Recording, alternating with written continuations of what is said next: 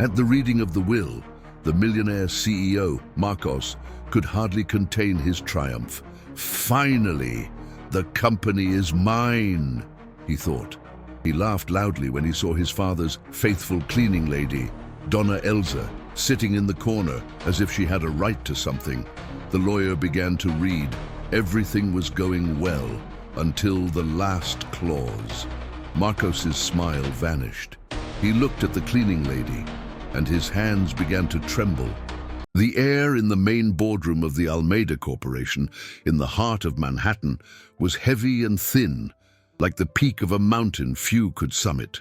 The glass walls displayed the city as a tapestry of concrete and light, a vast kingdom at the feet of whoever sat at the head of the immense mahogany table. And on that throne, today, sat Marcos Almeida.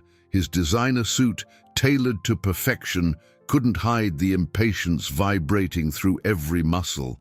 The directors, a row of serious faces and dark suits, seemed like mere pawns on his chessboard, awaiting the final move that would crown him king. For Marcos, the reading of the will of his father, the company's legendary founder, George Almeida, was just that. A coronation, a tedious formality separating him from absolute power. He saw himself as the only heir worthy of such a legacy, the brain behind the most profitable deals of the last few years, the visionary who would transform the family's already immense fortune into something legendary. "Let's get this over with, Counselor," Marcos said, his voice thick with an arrogance he didn't bother to hide. His eyes scanned the room, inspecting his future subordinates, when something unexpected caught his attention. There, sitting in a humble chair against the corner wall, like a forgotten potted plant, was Elsa, the cleaning lady. The woman he had seen for 40 years walking the halls of this empire with buckets and mops. A wave of disbelief and contempt hit him, and he couldn't suppress a cruel laugh that echoed in the silent room. "Elsa, what are you doing here?"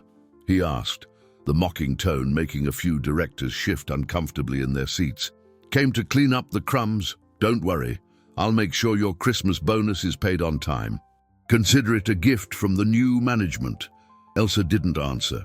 Her eyes, deep and tired but with a spark of something Marcos couldn't decipher, just stared back at him. Her silence was heavier than any reply. The lawyer, Mr. Peterson, a stern-looking man with thin-rimmed glasses, cleared his throat, bringing the focus back to the papers in his hands. "If we're all ready," he began, in a monotone voice that deeply irritated Marcos. "I, George Almeida, being of sound mind and body, do leave the estate in the Hamptons to my sister, De Helen, the classic car collection to the charitable foundation I have always supported, and the presidency of the company, along with 49% of the shares, to my only son, Marcos Almeida." A smug smile spread across Marcos's face. He puffed out his chest, adjusting his tie. It was official. He looked at the directors, who were now applauding him with restrained respect. Finally, "The company is mine," he declared, clapping for himself in a gesture of pure self-confidence. He turned to the lawyer, the smile still on his face. "And the remaining 51%, Counselor, obviously they're mine as well, just a formality for capital control, correct?" Mr. Peterson did not smile. He turned the page of the will slowly, the rustle of the paper sounding like thunder in the silent room. "Not exactly, Mr. Almeida," he said, his voice firm for the first time. He adjusted his glasses on the bridge of his nose and looked at Marcos with an unreadable expression. "Now, for the final clause, an addition made personally by your father a few months ago, the Master Control Clause." Marcos's smile vanished instantly, replaced by a mask of confusion and irritation. "The what clause?" The words sounded strange, foreign in his vocabulary of power and control. A cold sensation began to creep up his spine, a premonition that the throne beneath him might not be as solid as he had imagined. The silence that followed Marcos's question was dense, almost palpable. Each second stretched, charged with a tension he had never felt before. Master Control Clause. The words echoed in his mind, a dissonant alarm in the symphony of his impending victory. He looked at Mr. Peterson, waiting for an explanation, a clarification that would put things back in their proper place. Perhaps it was legal jargon, a formality to protect the company's vast assets from some obscure law, anything but a real threat to his power. The lawyer, however, didn't look at him. His eyes lifted from the paper and fixed, for a moment, on Elsa, still huddled in her corner. A chill ran down Marcus's spine. An impossible, absurd connection formed in his mind, and he dismissed it just as quickly. It was ridiculous. It was unthinkable. The lawyer continued to read, his voice now resonating with a solemn gravity. I leave the remaining 51% of the shares, the power of veto over all of Marcus's decisions, and total ownership of this headquarters building. He paused dramatically, and Marcus's heart hammered against his ribs. The air was stolen from his lungs. Veto power, ownership of the building. This wasn't a formality, it was a coup. He felt the eyes of all the directors on him, but his own attention was magnetically drawn to the figure in the corner of the room. Elsa, the cleaning lady, was slowly getting to her feet. Her movements were no longer those of an elderly servant, but of someone unfolding their body after a long period of waiting. Marcus's hands, once firm on the mahogany table, began to tremble. The lawyer then delivered the final blow, the words falling like guillotine blades. To the only person who helped me build this from scratch, my secret partner and the love of my life, who posed as an employee all these years to protect me from my family's greed, I leave everything to Elsa Ramirez. The name hung in the air. Marcus's world shattered, the floor vanished, reality unraveled in a whirlwind of disbelief and horror. Elsa Ramirez, the cleaning lady. His mind screamed, rejecting the information. But his eyes saw the truth unfolding before him. Elsa was now walking toward the head of the table. Every step was firm, deliberate. Her simple dress and modest bun now seemed like an ingenious disguise, an armor of humility that concealed a queen. She stopped beside Mr. Peterson and, with stunning dignity, took the document from his hand. Her eyes, which once seemed tired, now shone with a sharp intelligence and unquestionable authority. She turned to Marcus. He was as pale as a ghost, his mouth half open in mute shock. The pride, the arrogance, the certainty of his power, it had all been drained from him, leaving only a fragile, trembling shell. Elsa looked at the presidential chair he occupied, the throne he had believed was his by right. Her voice, when she spoke, was calm, clear, and cutting. "Thank you for keeping my seat warm, Marcus," she said, each word landing with unbearable weight. "Today, your first task as my employee will be to get me a coffee, and then we'll discuss your salary. I'm thinking of a Christmas bonus." The humiliation was total. Surgical. She had returned his own cruel words to him, turning them into chains. Marcus sat paralyzed, the ringing of shock filling his ears, the world spinning out of control as the woman he had despised his entire life took command of his empire. Time in the boardroom seemed to freeze. The ringing in Marcus's ears was the only thing moving in his paralyzed universe. Elsa's words, "Your salary, Christmas bonus," echoed as a cruel mockery, revenge served on the coldest, most humiliating platter he could imagine.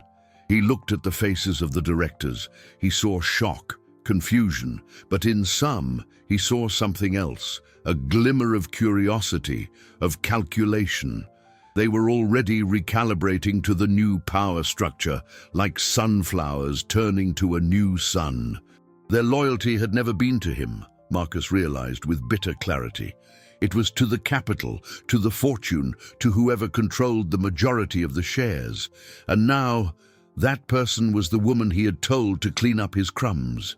His body refused to obey his mind's command. He wanted to scream, to tear that will into 1,000 pieces, to denounce it as a fraud, the senile madness of his father. But he couldn't move. He was nailed to his chair, which now felt like the defendant's stand. Elsa didn't wait for a response. With a calm that disarmed any possible explosion of fury, she rounded the table and sat in the president's chair. The chair, made of Italian leather and brushed steel, which for years had been the ultimate symbol of power and wealth, seemed to embrace her. There was no incongruity. She sat there not as a usurper, but as someone returning to their rightful place. Her eyes swept the room, and she addressed the directors, her voice firm and without a trace of hesitation. "Gentlemen, thank you for your attendance. I know this is an unexpected transition, but I assure you that the stability and growth of the Almeida Corporation are my absolute priority. Our business will continue. Our investments are secure. There will be a meeting tomorrow at 9 a.m. to discuss our next steps. You are dismissed." It was a clear, unquestionable order. The directors, caught off guard, rose in a rustle of expensive suits. Some cast furtive glances at Marcus, a mixture of pity and relief that they weren't in his shoes. One by one, they filed out, leaving behind an even heavier silence. Now, there were only 3 of them in the room. Elsa, seated on her new throne, Mr. Peterson standing by, observing the scene with professional neutrality, and Marcus, still paralyzed, a deposed king in his own castle. Elsa then turned her attention to him. Her gaze was not one of triumph or scorn. There was a deep, almost sad seriousness, as if she lamented the necessity of the situation. "The coffee, Marcus," she repeated, her voice soft but unyielding. The humiliation was a poison burning in his veins. Every fiber of his being screamed in protest. He, Marcus Almeida, a multimillionaire, the heir to an empire, serving coffee to a cleaning lady. But what else could he do? The reality of the 51% share crushed him. To rebel now would be professional suicide. With a monumental effort, he stood up. His movements were stiff, robotic. He walked to the small coffee station in the corner of the room, a space he had barely noticed before, always served by an assistant. His hands, trembling with rage, fumbled with the espresso machine. The sound of the beans grinding was like a jackhammer in his head. He focused on the mundane task, the steam, the aroma, anything to not think about the ruin of his life. With the cup in hand, he made the walk back, a walk of shame that seemed to last an eternity. He placed the porcelain cup on the mahogany table in front of her, not daring to meet her eyes. Elsa picked up the cup, but didn't drink. She held it between her hands, the warmth seeping into her fingers. "Thank you," she said simply. Marcus expected another humiliating order, a discussion of his new, reduced salary. But Elsa surprised him. "Your father didn't do this to punish you, Marcus," she said, her voice suddenly gentle, almost motherly. "He did this to prepare you. There are things about this legacy, about the true origin of our fortune, that you don't know, secrets he never had the courage to tell you." She looked directly at him, and for the first time, he saw the depth of 40 years of history in those eyes. And the first lesson starts now. You will no longer just manage the money, you will learn to care for the people who generate it. Elsa's revelation hung between them, changing the very composition of the air in the room. Secrets, lessons, words.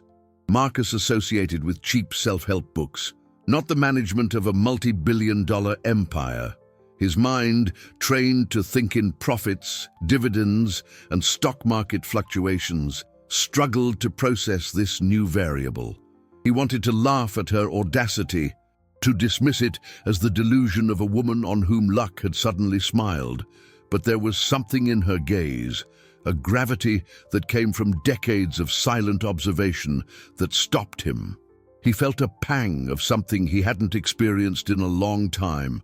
Uncertainty. His entire life, the path had been clear, paved with his family's gold and power. Now, the ground beneath his feet felt like quicksand. He glanced at her hands, calloused and marked by years of invisible labor, and wondered what secrets those hands could possibly hold.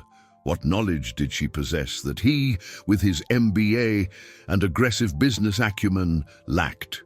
The idea was so absurd it almost made him choke. "I don't know what you're talking about," he managed to say, his voice hoarse, trying to reclaim a shred of his former authority. "My father and I built this company with hard work and smart investments. There are no secrets." Elsa gave a small, sad smile. "Why, there are always secrets, Marcus. Especially when there's a lot of money involved. True wealth isn't just in the assets you can count, but in the stories they carry."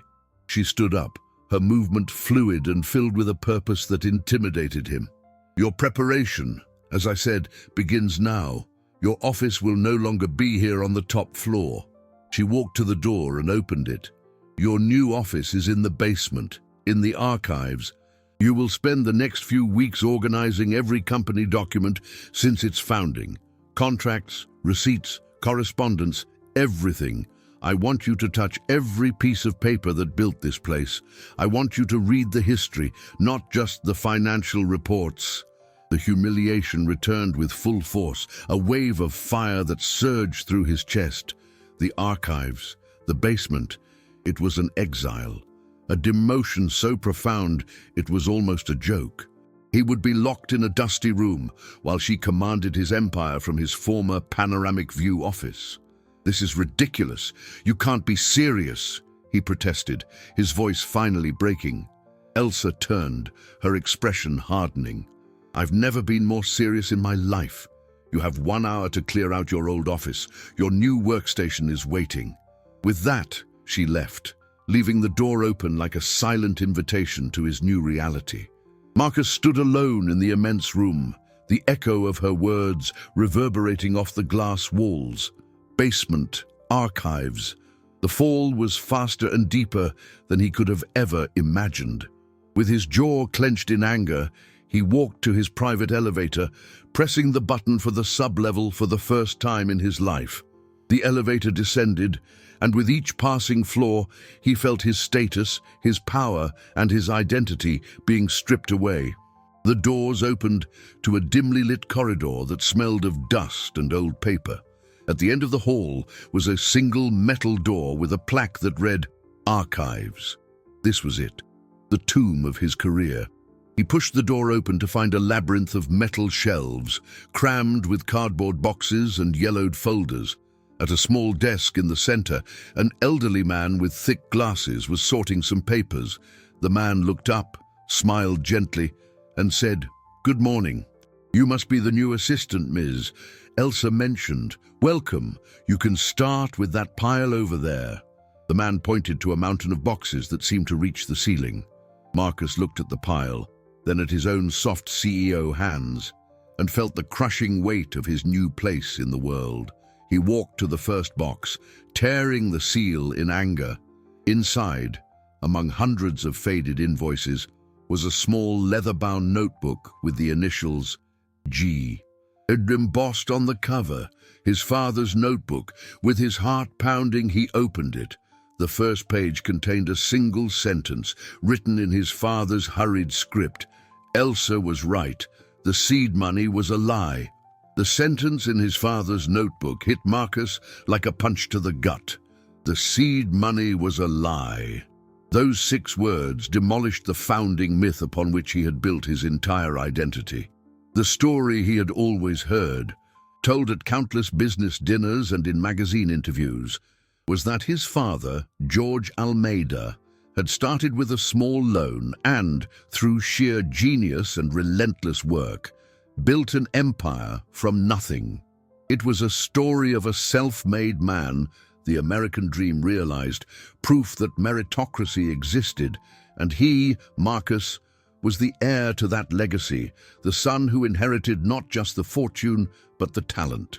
Now, this single sentence, written in a notebook hidden in a dusty box in the basement, suggested it was all a sham, a lie. If the seed money was a lie, what else was? The entire foundation of his pride, his arrogance, began to crack. He flipped through the notebook desperately, his hands shaking. The pages were filled with his father's handwriting, but these weren't business notes. They were confessions, reflections, fragments of an ongoing conversation with someone. Names of people he'd never heard of, mentions of places not on the company's books, allusions to debts of gratitude and promises made. It was like reading the diary of a stranger, a man completely different from the calculating, business-focused father he knew. On several pages, the name Elsa appeared, not as an employee, but as a counselor, a confidant, the moral compass that guided him. Elsa reminded me today that wealth is not measured in shares, but in words kept. Argued with Elsa about investing in Bitcoin. She fears the lack of backing, the absence of real value. She prefers gold, something you can touch. Marcus sat down in the uncomfortable archive chair, the smell of dust filling his lungs. The world upstairs, with its meetings, private jets, and multi-million-dollar cash flows, seemed distant, unreal. Here, in the basement, the true history of the company was beginning to emerge, and it was infinitely more complex and disturbing than he had imagined. He spent hours engrossed in the notebook, forgetting the pile of boxes, the old archivist working in silence, his own humiliation. He was consumed by the need to understand. Who was his father, really? And who was Elsa Ramirez? Was the woman he saw scrubbing floors the same one who debated the volatility of cryptocurrency with the founder of an empire? Late in the day, exhausted, he found an entry that perplexed him even more. The Hopewell Gardens treasure. I need to resolve this before it's too late. Elsa insists it's the only way to clear my conscience and ensure the legacy is legitimate. Hopewell Gardens. He vaguely knew the name. It was a low-income community, a neighborhood in an outer borough, a place that had absolutely no connection to the business of the Almeida Corporation, or so he thought. What was this treasure?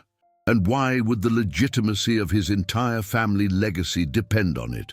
The idea that their fortune could have an illicit origin had never crossed his mind.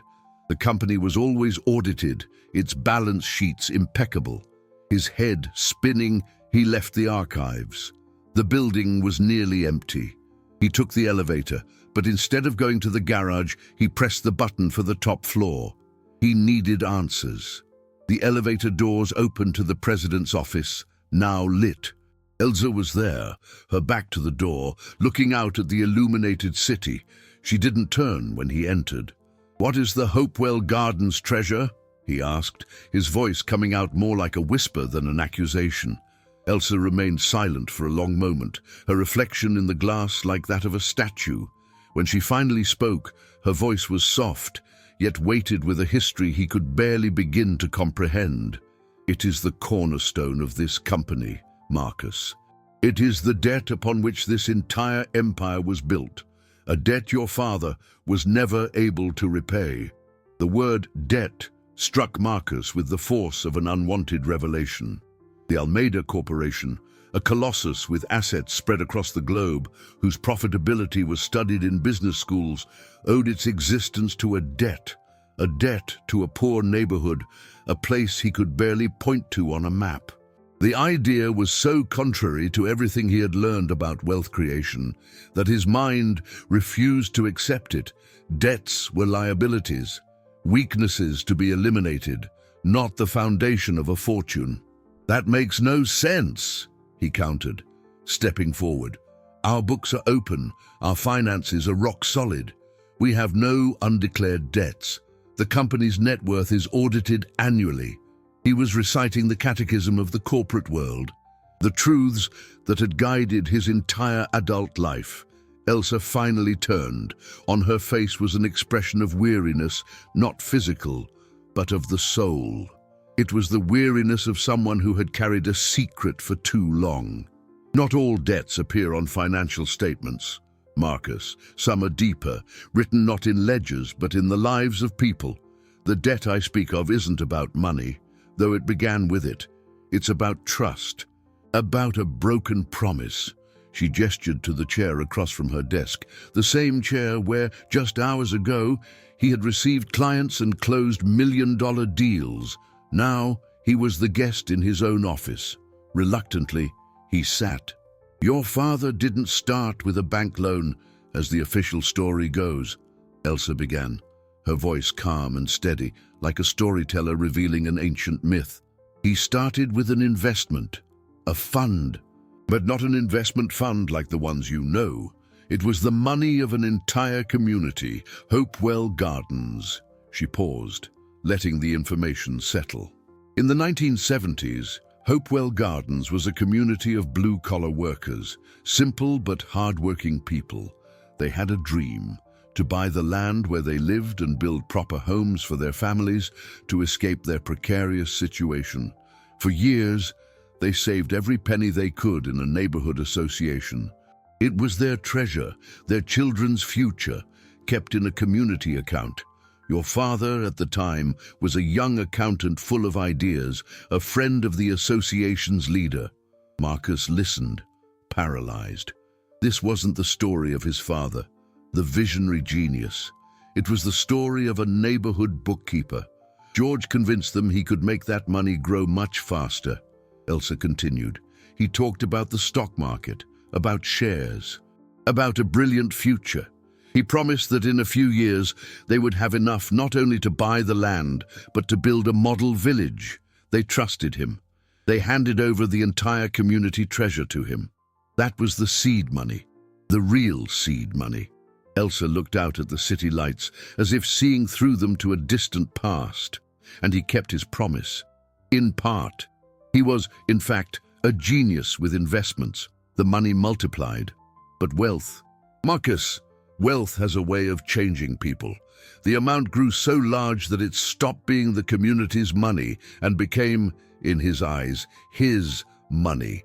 He began to see those people not as partners, but as an obstacle to his own dreams of greatness. He delayed the repayment, made excuses, reinvested, built the first factory, and never looked back. An icy coldness gripped Marcus. The truth was dirty, ugly. The Almeida Corporation, his surname, his inheritance, all built on the appropriation of an entire community's dreams. He stole from them. The question came out with difficulty, the words scratching his throat. "It depends on how you define steal," Elsa replied, an infinite sadness in her voice. He never denied the origin of the money, but he never publicly admitted it either. In his mind, he intended to pay it back. Someday, when the company was big enough, when the fortune was unshakable. But that day never came. Enough was never enough, and the debt over the years became a silent monster that haunted him. She leaned forward, her eyes fixed on his. "He hid this from you to protect you, but in doing so, he made you a prisoner of the same lie. He gave you the wealth, but he denied you the truth. And now, that debt is no longer his. It's ours. And the first payment, Marcus, is for you to understand what was lost." Elsa's phrase, "It is the debt upon which this entire empire was built," was not a metaphor. Marcus realized this in the silence that followed.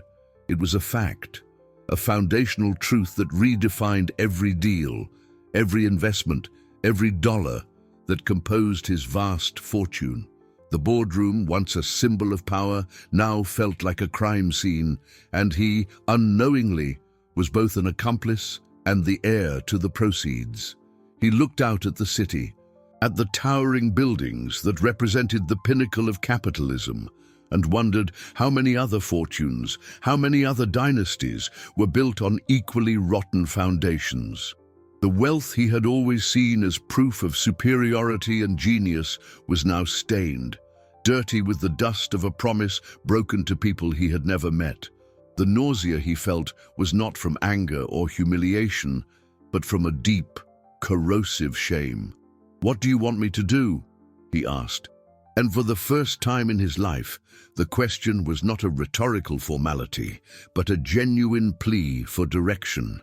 He felt lost, stripped not only of his power, but of his own history. Elsa stood up and went to her handbag, which was modestly placed on one of the chairs. From inside, she took a simple manila folder.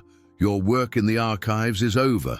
For now," she said, placing the folder on the polished desk. "Tomorrow, your new assignment begins. You will go to Hopewell Gardens."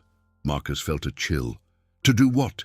Give the money back. It's impossible to calculate the interest on a 40-year-old debt. It would be a logistical and financial nightmare. His mind immediately reverted to numbers, to the complexities of the transaction. Elsa shook her head, a look of disappointment in her eyes. "You still don't understand, do you? The debt can't be paid with a check, Marcus. You can't turn back time. The lives that could have been, the lost opportunities, those are priceless. The first step to honoring the debt is to understand the extent of the damage. It's to listen to the stories." She opened the folder. Inside was a list of names and addresses, all in Hopewell Gardens. These are the direct descendants of the association's founding families. Many still live there. You will go to them, not as Marcus Almeida, the billionaire. You will introduce yourself as an employee of our foundation, tasked with conducting a survey on the community's needs. You will offer nothing. You will promise nothing. You will just listen. The idea terrified him more than any board meeting or hostile takeover. He would have to face the living result of his father's greed. He would have to look into the eyes of the people whose dreams had funded his lavish lifestyle. The next day, he swapped his imported car for a standard model from the company fleet and drove to the outer borough. Every mile that took him away from the financial district felt like a journey to another country. The glass towers gave way to unfinished houses, the well-paved streets to potholed dirt roads. He parked the car and walked, the crumpled list in his hand. The address he was looking for was a small, faded house with a rusted iron gate. He took a deep breath and clapped his hands.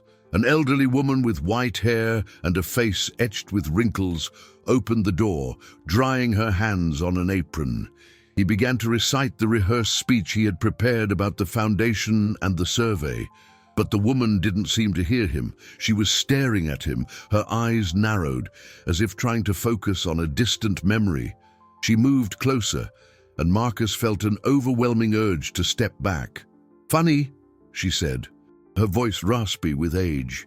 "You have his eyes, Georgie's eyes, before all the money and the big deals took him from us." The old woman's words, "You have his eyes," shattered Marcus's armor. It wasn't an accusation, but a statement of fact, a bridge to a past he never knew. His foundation employee disguise disintegrated under the weight of her gaze. He was, undeniably, Georgie's son. He could only nod, unable to form a lie or a truth. The woman, whose face looked like a map of every hardship and hope that had ever passed through Hopewell Gardens, softened her expression. "Come in, son. It's hot out there. Can I get you a glass of water?" Without waiting for an answer, she turned and went inside, leaving the door open. For Marcus, that gesture was more of a command than an invitation. He followed her into a small, immaculately clean living room. The walls were adorned with old black and white photographs from a time that, for him, had only existed in the dusty archives he now knew so well. "My name is Lucia," she said, handing him a glass of cool water. "And I know who you are. I've seen your picture in the magazines people leave at the clinic. George's boy, the heir to the empire." She sat in a worn armchair, its fabric patched in several places. "My father was Ramiro, the leader of the neighborhood association, your father's best friend before everything." The name Ramiro made Marcus's heart leap. He remembered seeing it in his father's notebook, in anguished entries. Lucia watched him, her eyes holding not anger, but a sad, ancient wisdom. "My father never hated yours," she continued, as if reading his mind. "He died of a broken heart. Disappointment. He spent 30 years writing letters to your father, letters that were never answered. He'd see the Almeida Corporation grow on television, see the wealth pile up, and he just wondered when George would remember his promise, when he would remember us. Marcus felt a knot form in his throat. This pain was real, palpable. It wasn't a number on a balance sheet. It was a man's life, a community's hope. I'm so sorry, he managed to say, the words sounding inadequate, empty. Lucia let out a deep sigh. A sorry doesn't change the past, but maybe it can change the future. She stood and went to a small, dark wood cabinet in the corner. From a drawer, she pulled out a folder of documents, yellowed and fragile with age. She placed it on the coffee table between them. My father wasn't a foolish man. He believed in friendship, but he also believed in paperwork. With trembling hands, she opened the folder. Inside, protected by a plastic sleeve, was a document, the association's founding charter detailing the collection of the money, the goal of purchasing the land, and at the end, a contract. A simple, handwritten contract that named George Almeida as the manager of the Community Investment Fund, their treasure. And there, unmistakable, were two signatures, Ramiro's, firm and full of hope, and his father's, young and ambitious. This changed everything. It was no longer just a story, a moral debt. It was a contract. There was proof, a time bomb that had been dormant for 40 years. Lucia pushed the folder toward him. Your father left us with a promise. Elsa, at least, left us with the dignity of silence. But you're here, the heir, and now that you know, the responsibility is yours. She leaned forward, her eyes fixed on his, and her voice, once melancholic, gained a thread of steel. I don't want your money, not as a handout. I want what is ours by right. I want the truth to come out, and I want Elsa Ramirez, the woman who stood by your father's side the whole time, to come here herself, to look me in the eye and tell me what will be done. You have 1 week to bring her here. If not, this folder and its story won't go to a lawyer, it will go to the press, and the empire built on my father's dreams will come crashing down on all of you. Lucia's ultimatum echoed in Marcus's ears the entire drive back to Midtown. 1 week. The words were a hammer pounding on his conscience. The folder of documents on the passenger seat beside him seemed to radiate a dangerous heat, a silent threat that had the power to implode the world he knew. For the first time, he understood the fear his father must have felt, the weight of the secret that had haunted him for decades. This wasn't just a matter of honor, it was a matter of survival. The public revelation of that contract would destroy the Almeida Corporation's reputation, send its stock value plummeting, and trigger a scandal of unimaginable proportions. The fortune he was so proud of could turn to dust. He reached the corporate building late in the evening, but the lights on the top floor were still on. Elsa was there, as if she were expecting him. He walked into the office without a word, exhaustion etched on his face. He placed Lucia's folder on the mahogany desk. She knows, he said, his voice devoid of emotion. She has the contract. She's given us 1 week for you to go there and present a solution. If not, she gives everything to the press. Elsa didn't seem surprised. She looked at the folder, then at Marcus, with an expression he couldn't decipher.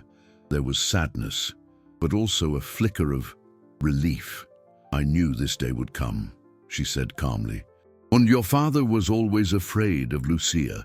She inherited her father Ramiro's strength, the strength your father lost along the way. What are we going to do? Marcus asked, the urgency in his voice contrasting with her serenity. We can offer a settlement, a large sum, with a non-disclosure agreement. We can handle this quietly, protect the business. His CEO mind was racing, calculating strategies, damage control, cash flows to cover the unexpected liability. But Elsa shook her head. No, Marcus. We're not going to hide. We're not going to buy silence. Enough lies, enough secrets. She stood and walked to the massive window, looking out at the city spread at her feet. Your father, in his final years, started to make a move. He knew his time was running out. He didn't tell me everything, but I know he was trying to find a way to right the wrong. He began to quietly divert a portion of the profits into a separate fund. A treasure, he called it, to one day be used to settle this debt. He just never had the time, or perhaps the courage, to take the final step. She turned to him, her eyes shining with a determination he had never seen before. The will, the master control clause. It wasn't to punish you. It was to give me the power to do what he couldn't. It was to ensure the truth would come out the right way. Marcus stared at her, confusion and a new understanding warring within him. So what do we do? If it's not a financial settlement, what is it? It's justice, Elsa replied, but not the justice of the courts. Restorative justice. We aren't just going to give back the money. We are going to give back the dream. She picked up the phone on her desk and dialed a number. Hello, Mr. Peterson. I need you to call an emergency meeting with the entire board of directors for tomorrow morning. And please prepare the preliminary documents for the largest acquisition in the history of the Almeida Corporation. Yes, the asset's name is Hopewell Gardens. Marcus looked at her, stunned. Acquisition? What are you going to buy? Elsa hung up the phone and faced him, an enigmatic smile appearing on her lips for the first time. I'm not going to buy, Marcus. We are going to invest. We are going to use the power and capital of the Almeida Corporation to fulfill the promise your father made 40 years ago. We will buy the land. We will develop the area. We will build the houses, the community center, the school.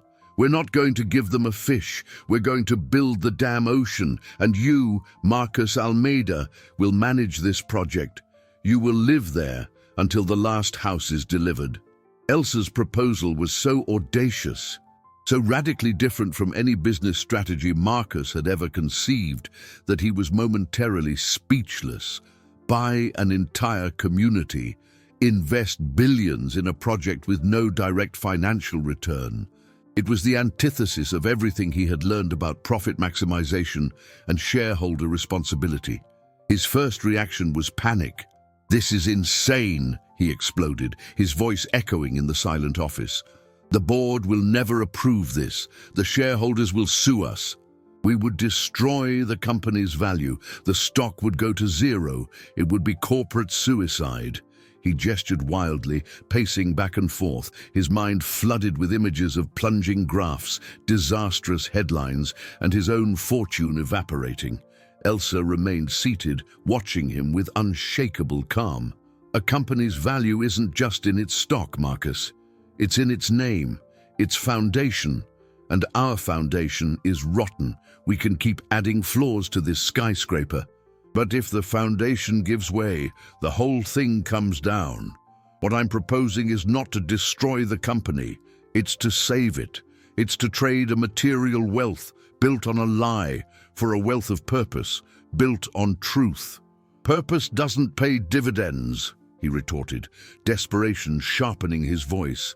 People invest in us for a return, not to fund charity projects. And who said there won't be a return? Elsa asked, raising an eyebrow. Think about it. Marcus, think like the CEO you've always wanted to be. The largest construction firm in the country, Almeida Construction, is ours. We have the resources, the expertise, to build a model neighborhood with sustainability, technology, a new concept in community housing. This isn't charity, it's a market case study.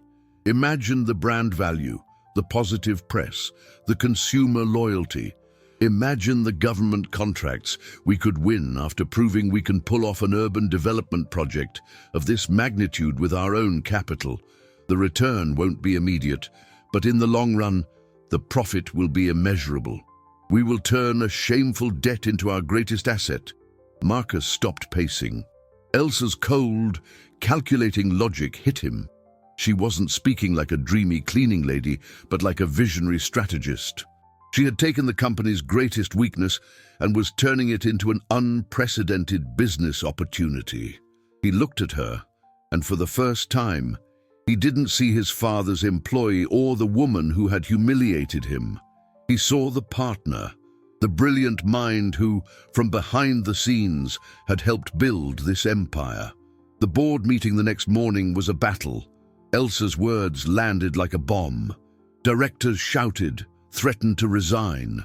The idea of diverting such a significant portion of the company's capital to a project with no guaranteed profit seemed like heresy.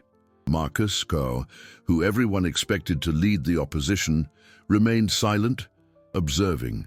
He saw the fear in the directors' eyes, the same fear he had felt, the fear of losing status, money, power. It was then that Mr. Peterson, the lawyer, intervened. With his calm, methodical voice, he presented the original contract signed by George Almeida and Ramiro. He explained the legal implications of a public scandal, the catastrophic devaluation of the stock, the lawsuits that could drag on for years and consume a fortune in legal fees. He didn't speak of morality or justice. He spoke of numbers, risk, and damage control. Elsa's proposal, he concluded, was not the most orthodox, but it was the only one that transformed a massive legal and PR liability into a potential market asset. The silence that followed was heavy. The lawyer's logic, combined with Elsa's strategic vision, had cornered the board, but the resistance was still palpable. It was then that Elsa delivered the final blow. "I understand your concerns," she said, her voice soft but firm. "Therefore, to ensure full commitment to this project, and to demonstrate my faith in its success, I will forgo my salary as president and place my 51% of the shares in escrow as collateral. If the project fails, if the company is harmed, you can take my controlling stake." She then turned to Marcus, every eye in the room following hers, and Marcus, as the project manager and holder of the other 49%, will do the same. Marcus's jaw dropped. She wasn't just betting the company's future. She was betting everything. Her power, her newfound fortune, and she was dragging him down with her. He was trapped. To refuse would be to admit cowardice, to oppose the only viable solution and tarnish his name forever. To accept would be to tie his fate to a slum, and a project that had every chance of failing. All eyes were on him, waiting for his answer. The future of the Almeida Corporation and his own depended on the next word out of his mouth. Marcus's world narrowed to the space between him and the mahogany table. Every pair of eyes in the room was a weight, pressing down on him, demanding an answer. The silence was a form of torture, stretching each second to its breaking point. In his mind, a war was being waged. On one side, the instinct to fight, to scream no, to protect his assets, every penny of his inheritance from this insane gamble. It was his family's money, the capital that guaranteed his place at the top of the world. To relinquish control over it, to tie his 49% of the company to a social project, was like voluntarily handing over his crown and sword. On the other side was the cold, inescapable logic of the situation. Elsa had checkmated him with the precision of a grandmaster. Refusing meant exposing the contract, the scandal, the ruin. It meant losing everything in a much uglier, more definitive way. He would forever be the greedy CEO who chose to sink the company rather than honor his father's debt. His carefully constructed image would be obliterated. He looked at Elsa. She wasn't challenging him, not taunting him. She was simply waiting, with the patience of someone who already knew the outcome. In that moment, he understood the true nature of her power. It didn't come from the 51% of the shares. It came from the truth. She had the truth on her side, and against that, his fortune was just paper. He swallowed hard, the sound too loud in the silent room. He lifted his chin, forcing himself to meet the eyes of each director, one by one. They would not see his defeat, only his decision. "I agree," he said. His voice came out steady, controlled, betraying the storm raging inside him. I place my shares in escrow as collateral for the Hopewell Gardens project. A collective, almost imperceptible sigh went through the room. The tension broke. The directors shifted in their seats, reluctance turning into resigned acceptance. The bet was total. The Almeida Corporation was, for better or worse, all in. Elsa simply nodded, as if confirming a logistical detail. "Excellent," she said. "Mr. Peterson, please prepare all the legal documentation. I want the contract signed by the end of the week." She stood, signaling the end of the meeting. "And gentlemen, thank you for your time. Now, if you'll excuse me, Mr. Almeida and I have the details of a new neighborhood to plan." The directors filed out in silence, leaving the two of them alone again. Marcus felt drained, as if he'd run a marathon. "What happens now?" he asked, his voice tired. Elsa picked up her handbag and walked toward the door. "Now, you go home," she said without turning. "Pack a bag, just one, with simple, practical clothes. Tomorrow morning at 8:00, a company car will take you to your new residence, a small room we've rented for you in Hopewell Gardens." She opened the door and paused, looking at him over her shoulder. "If you're going to manage this project, you need to live its reality, not observe it from the top of this building. You need to understand what it means to have hope when you have nothing else. Your first task won't be reading blueprints or approving budgets. It will be getting to know your neighbors." He stood paralyzed. Live there? The humiliation seemed to have no end, but before he could protest, she was gone. That night, in his luxurious Parkview apartment, Marcus walked among his possessions, his tangible assets. The art on the walls, the designer furniture, the closet full of bespoke suits. It all felt like it belonged to someone else. He took a small suitcase and, almost mechanically, packed a few pairs of jeans, some t-shirts, and a sturdy pair of shoes. The next morning, punctually, the modest company car was waiting. The drive was silent. As they reached the unpaved streets of Hopewell Gardens, the car stopped in front of a small house. Marcus got out, holding his single bag. The air was different here, smelling of dust and home cooking. Children ran barefoot in the street, and people watched him with wary curiosity. He was completely out of his element, a stranger in a land that was now his destiny. Across the street, from the window of her house, Lucia watched him, not with menace, but with a silent expectation. The first day of the rest of his life had begun. Marcus's first few days in Hopewell Gardens were an exercise in ego annihilation.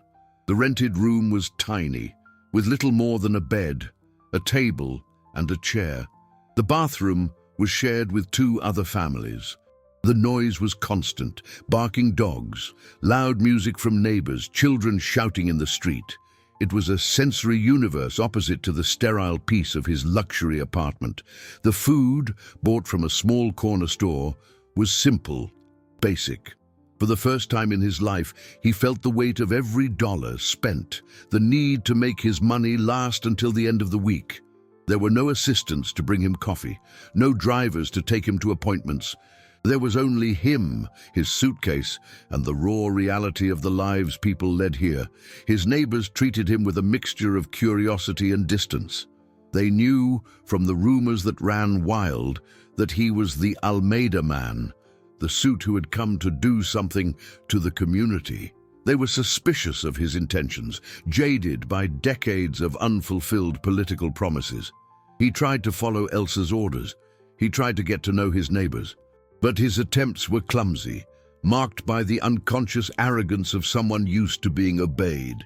He talked about synergies and resource optimization, using a vocabulary that sounded alien to the residents. People listened politely, but their eyes remained closed off. He was an outsider, an invader. Frustration began to eat at him.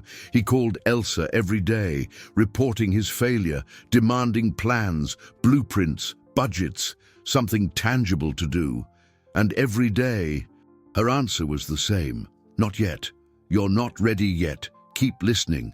One afternoon, Desperate for a breakthrough, he sought out Lucia. He found her sitting on her front porch, mending a child's piece of clothing. "It's not working," he blurted out without even a greeting. "They don't trust me. They won't listen to me. How can I manage a project for people who don't want me here?" Lucia looked up from her sewing, her expression serene. "And why should they trust you?" she asked, her voice soft but cutting. "You arrive here with your expensive shoes, even if they are dusty, and with the haste of someone who wants to solve a problem and leave. To you, this is a project, an obstacle to overcome. To us, this is our life." She set the sewing in her lap. "You're not here to manage, Marcus. You're here to serve, and service begins with humility. Have you asked anyone if they need help? Not with a grand plan, but with the small things. Have you offered to help Mrs. Zephyr carry her groceries? Have you offered to fix your neighbor Mr. Anton's broken gate?" The simple questions disarmed him. He had never thought of it. His brain was focused on macro management, on solving the big problem. The idea of getting involved in the mundane details of community life seemed like a waste of time. "And no one here cares about your development plans if their roof is leaking," Lucia continued. "Start small. Show them you care about the person, not the project. Trust isn't demanded, it's earned, drop by drop." Lucia's words were an epiphany. The next morning, he didn't go out with his clipboard and questions. He saw Mr. Anton, an elderly man, struggling with his rusted iron gate that barely closed. "Good morning," Marcus said, approaching. "May I know a little about tools." For the first time, he offered himself. Mr. Anton looked at him suspiciously but relented. Marcus spent the next 2 hours under the sun, sanding rust, lubricating hinges, adjusting the latch. By the end, the gate moved smoothly. Mr. Anton didn't say much, just a mumbled thanks. But that evening, when Marcus returned to his room, he found a plate of hot food waiting for him by the door. A simple note read, "For the gate man." Anton's wife. In that moment, eating the most delicious food he had ever tasted, Marcus understood. The project wasn't about building houses, it was about building bridges, and the first beam of his first bridge had just been laid. That plate of food was a turning point. Marcus understood that the most valuable currency in Hopewell Gardens wasn't money or power, but reciprocity. A gesture of help was repaid with a gesture of care. From that day on, he changed his approach.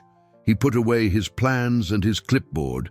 He began to walk through the community not as a manager, but as an observer.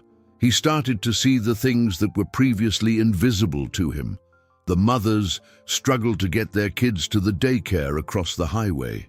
The difficulty the elderly had climbing the steep hills, the talent of the young graffiti artists who used the walls as canvases to express their dreams and frustrations. He stopped trying to impose solutions and started asking questions. He asked Lucia about the history of each family, learned the children's names, listened to the complaints about the clinic that never had doctors. He used his hands. He helped unload the supply truck at the small market, fixed a leaking pipe in a neighbor's house, and taught another son how to use a computer he had brought from his old apartment. With each small act, he felt a chip of his old arrogance fall away. His hands, once soft and made for signing checks, were now calloused, stained with grease and dirt, and he had never felt so real. The people began to change with him. Suspicion gave way to cautious curiosity, and then to gradual acceptance. They started calling him by his name, inviting him for coffee, sharing their stories without him having to ask. He was slowly ceasing to be the Almeida man and becoming just Marcus. One afternoon, a group of teenagers approached him. They were led by a young man named Raphael, the best graffiti artist in the area. "Yo, suit," Raphael said, his tone challenging, but without the earlier hostility. "We hear you want to change things around here, but what about us? What's in this project of yours for us?" Marcus looked at the young faces, full of pent-up energy. He didn't respond with corporate jargon. Instead, he asked, What do you want? What's your dream? Raphael was caught off guard. We want a place for our art, he said after a pause. A place to teach the younger kids, to make our music, to show that we're not thugs. We want a cultural center. The idea sparked a light in Marcus's mind. He spent the night awake in his small room, sketching on notebook paper. For the first time, he wasn't thinking about costs and logistics, but about people and dreams. The following week, he called a meeting at the community's sports court. He didn't go alone. At his side were Lucia and Mr. Anton. He didn't introduce himself as the project manager. He introduced himself as Marcus, your neighbor. He didn't show complex engineering blueprints. He showed the drawings he had made in his notebook. He didn't talk about investments or financial returns. He talked about a cultural center for the youth, a full-time daycare for the mothers, a trade workshop for the unemployed, a park with accessibility ramps for the elderly. He talked about the dreams he had heard over the past weeks. When he finished, the silence was profound. Then an old woman in the back stood up. It was Mrs. Zephyr, the one he had helped with her groceries. "It's a beautiful dream, son," she said, her voice thick with emotion. "But we've heard many promises before. How do we know yours is different?" Marcus took a deep breath. He looked at the crowd, at the hopeful and skeptical faces. "Because this time," he said, his voice firm and filled with a conviction he had never felt before, "it won't be Almeida building for you, it will be us, together. The company will provide the capital and technical resources, but the labor, the decisions, the heart of this project will be yours. Every brick will be laid by a resident. Every decision will be made in assembly. This is not my project. It's our neighborhood, and I'm just here to serve." In that instant, something shifted. The final barrier of mistrust crumbled. For the first time, the community didn't see a businessman promising a future. They saw one of their own, offering a tool. Hope, long dormant, began to awaken. The assembly at the sports court marked the beginning of a profound transformation, not just for Hopewell Gardens, but for Marcus. The decision to make the community the protagonist of the project was the key that unlocked every door. In the months that followed, the neighborhood became a vibrant construction site, but unlike any other Marcus had ever seen. There weren't just workers in hard hats. There were housewives learning to lay bricks, teenagers learning carpentry, retired electricians teaching their trade to the younger generation. Marcus's management style shifted from command to coordination. He spent his days not in an air-conditioned office, but in the middle of the mud, helping unload trucks, mediating discussions about the best spot for the children's playground, and most importantly, listening. He learned to decipher the community's unspoken language, to understand family dynamics, old rivalries, and new alliances. Elsa visited him every 2 weeks. She didn't act like the company president, but as a quiet observer. She would walk through the construction sites, chat with the residents, have coffee at Lucia's house. She saw the change in Marcus, the way he moved with a new lightness, the way his laughter had become easier. On one of these visits, she found him sitting on the curb, exhausted, covered in dust, sharing a bottle of water with Mr. Anton. She approached and sat beside them. "The project is going well," she said with a note of approval. Marcus smiled, a genuine, tired smile. "It's not a project anymore, Elsa. It's a community being reborn." "I know," she replied, "but the other part of our business needs you too." She handed him a tablet. "The quarterly reports. The board is getting nervous. The investments in Hopewell Gardens have consumed a significant portion of our working capital. The stock has dipped a little. They're anxious." Marcus took the tablet. The graphs, the spreadsheets, the financial market jargon. It seemed like a distant world, a language he was forgetting. He saw the numbers, the drop in profitability, the concern over dividends. The old Marcus would have panicked, but now he saw something different. "They don't get it," he said calmly. "Well, the greatest asset we're building isn't on these spreadsheets." He handed the tablet back to her. Tell them to be patient. Tell them the foundation is being rebuilt, and foundations take time." Elsa looked at him, and for the first time, he saw a glimmer of pride in her eyes. "Those are your father's words," she said softly.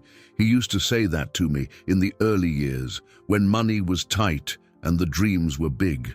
The work progressed.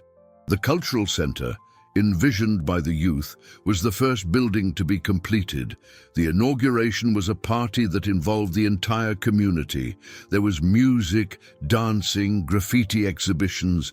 Marcus stood in the back, watching. He saw Raphael, the young artist, teaching a class of children how to draw. He saw the joy on people's faces.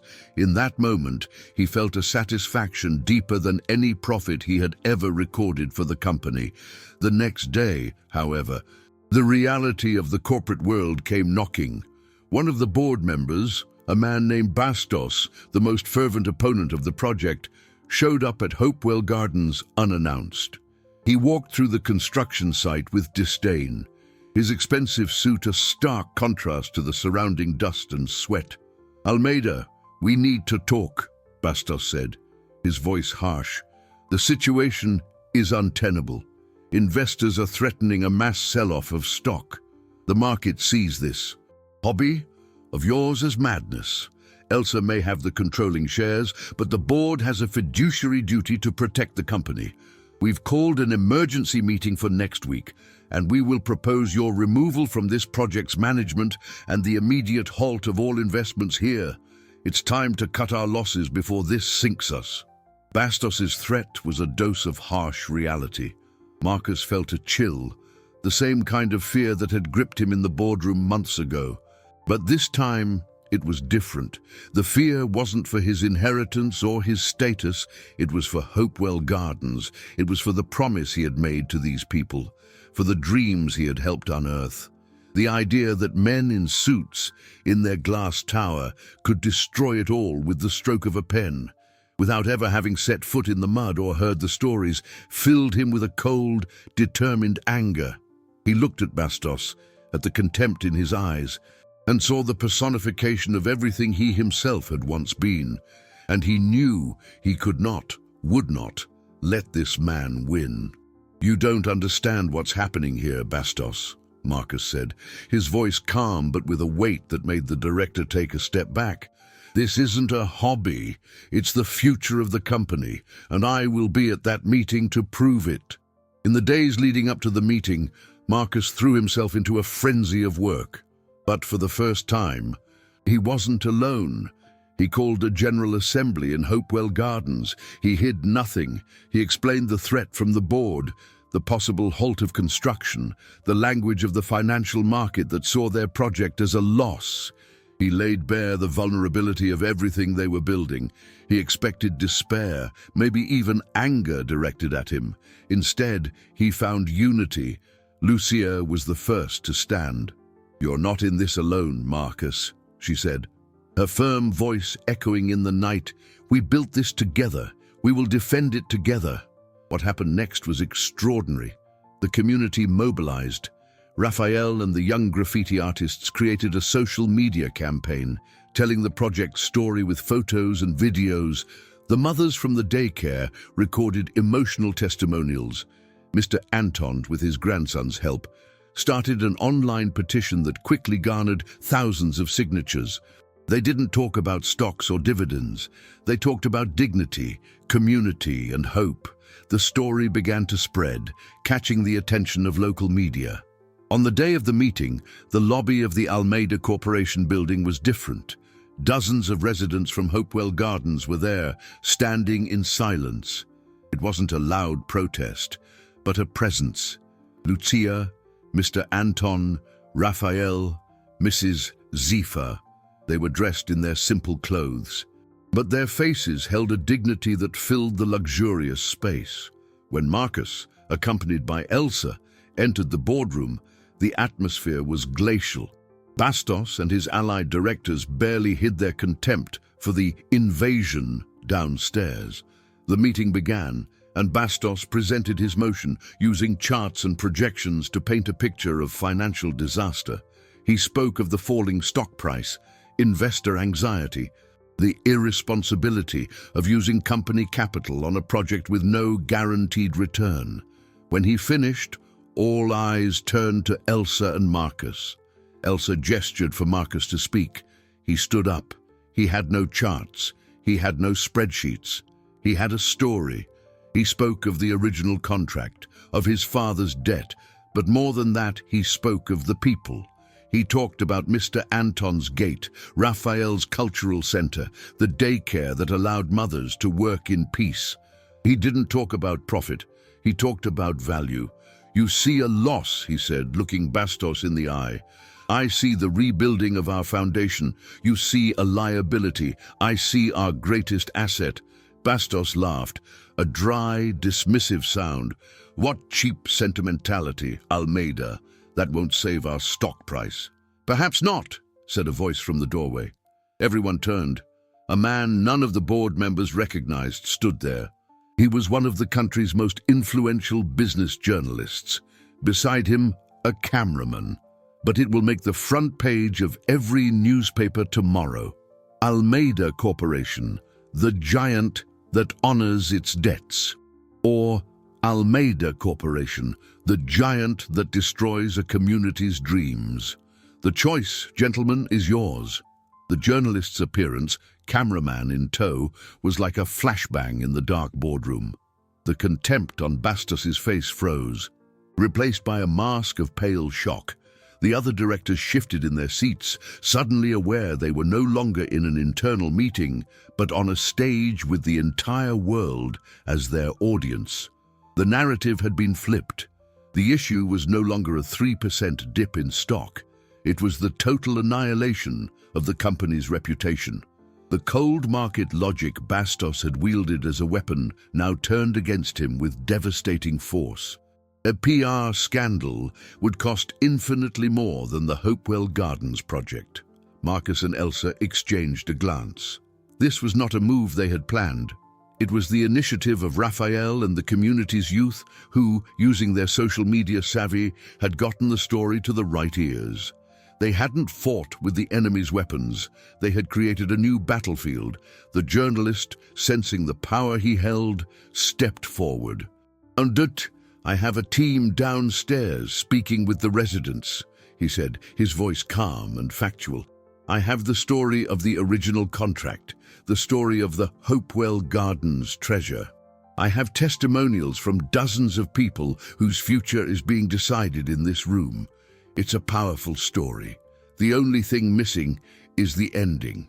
And that ending will be written in the next 5 minutes by the decision you make." The silence that followed was the sound of surrender. Bastos, moments ago the picture of corporate authority, seemed to have shrunk in his expensive suit. He knew he was defeated. Any vote against the project now would be professional and personal suicide. Elsa, with the mastery of someone who knows the precise moment to act, stood up. "I thank the press for being here," she said, with a courteous nod to the journalist. "As you can see, the Almeida Corporation is a company that values transparency." She then turned to the board, her voice firm and unquestionable. "Mr. Bastos's motion is withdrawn. The Hopewell Gardens project will not only continue, it will be accelerated. We will allocate additional resources to ensure the promise made over 40 years ago is not just met, but exceeded.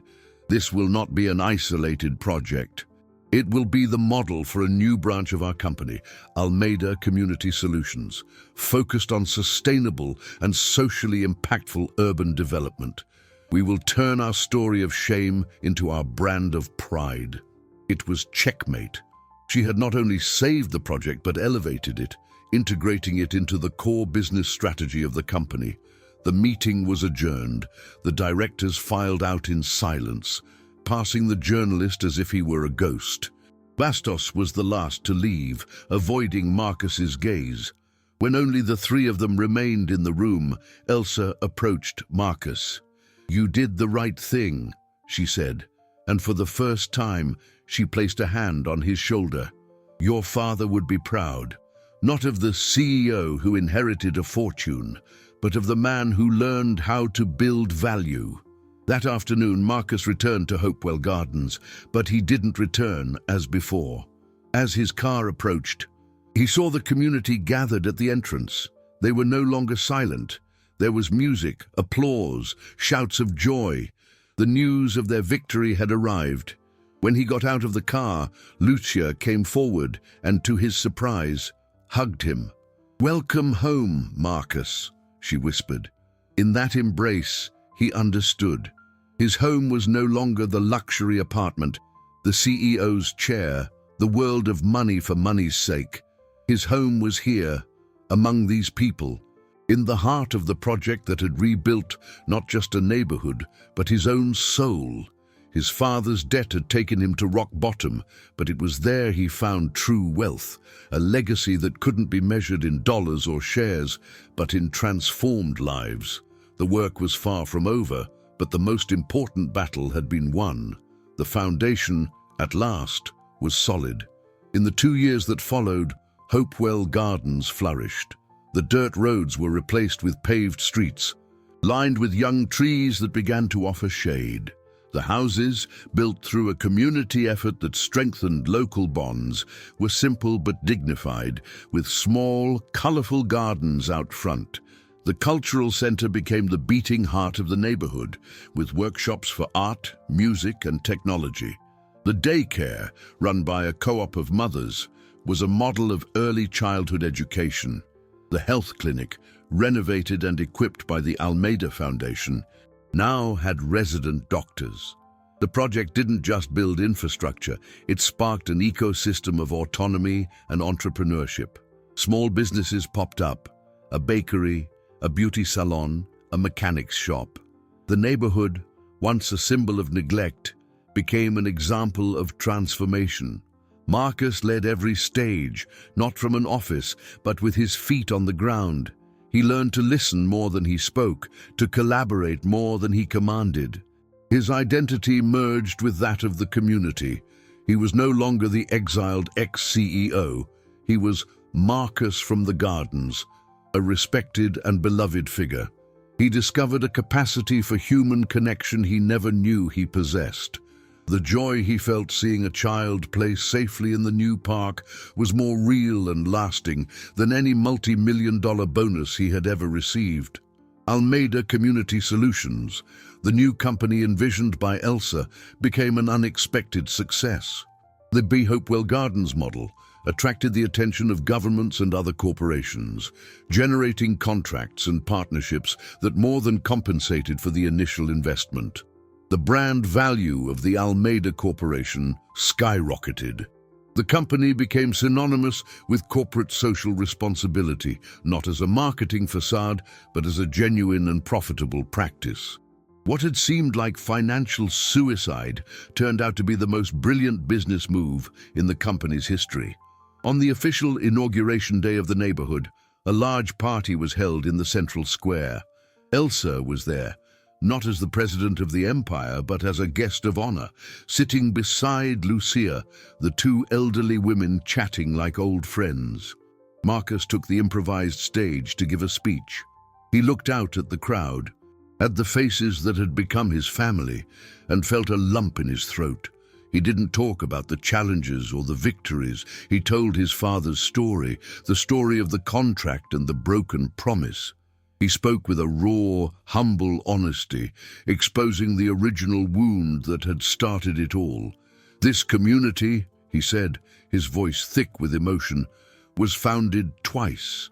The first time on a broken promise, the second on the power to forgive and rebuild. The debt that brought us here can never be fully repaid because time doesn't go back. But the legacy we have built together, the legacy of Hopewell Gardens, is the first and most important payment. Thank you for teaching me that a true inheritance isn't what we're given, but what we build together. At the end of his speech, an emotional silence fell over the square. Then, Lucia walked onto the stage. She was holding the fragile manila folder with the original contract. She walked up to Marcus and, in front of the entire community, handed the folder to him. "The debt is paid, Marcus," she said, her voice clear and strong. "My father, wherever he is at peace, and we are home." She then took out a lighter, lit it, and in a symbolic and powerful gesture, set the old contract on fire. The flames consumed the yellowed paper, turning the symbol of debt and pain into ashes that were carried away by the wind. It was the end of one chapter and the beginning of a future. Later that night, as the party continued, Elsa approached Marcus. "You're ready," she said. "Ready for what?" he asked. "To come back," Elsa replied. "The president's chair is yours, by right and, now, by merit. I have fulfilled my promise to your father. I have prepared you. The Almeida Corporation is now yours to lead." Marcus looked at the party, at the genuine joy of the people, and then at the imposing corporate headquarters visible in the distance on the city's illuminated skyline. He smiled, a serene smile. "Thank you, Elsa, but I don't think my place is at the top of that building anymore. It's here, on the ground, where things really happen. How about a co-presidency? You handle the business up there, and I'll take care of our value down here." Elsa looked at him, and for the first time in all those years, her eyes filled with tears. They were tears of joy. She held out her hand to him. "We have a deal, partner."